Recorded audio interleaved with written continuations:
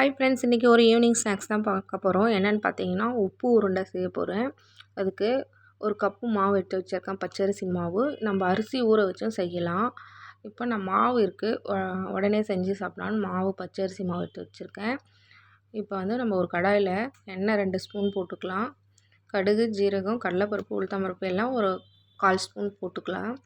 அதுக்கப்புறம் பார்த்திங்கன்னா பச்சை மிளகாய் எடுத்து வச்சுருக்கேன், ஒரு 2 பச்சை மிளகாய் அதையும் கட் பண்ணி போட்டுக்கலாம். கருவேப்பிலையும் போட்டுக்கலாம். இப்போ நான் ஒரு பெரிய வெங்காயம் அரிஞ்சு வச்சுருக்கேன், அதையும் நான் போட்டுக்கிறேன்.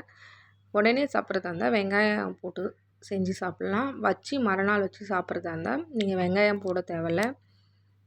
இப்போ இது எல்லாத்தையும் நம்ம மொத்தமாக வதக்கிக்கலாம். ஒரு 2 நிமிஷம் போல் வதக்கி விட்டுட்டோம்னா, இப்போ நம்ம தண்ணி ஊற்றி கொதிக்க வைக்க போகிறோம். 1 கப்பு மாவுக்கு 2 டம்ளர் தண்ணி வச்சுருக்கேன். அப்போ தான் கரெக்டாக இருக்கும். அதிகமாக தண்ணியை வச்சிடக்கூடாது, மாவு வந்து குழஞ்சிரும். பாருங்கள், இந்த அளவு தண்ணி ஊற்றிருக்கேன்.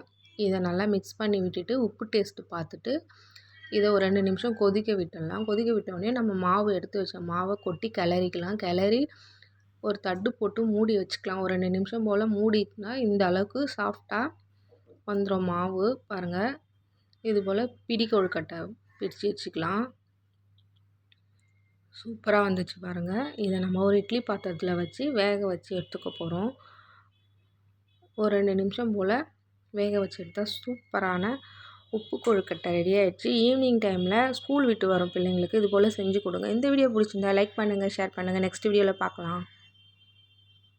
பாய்.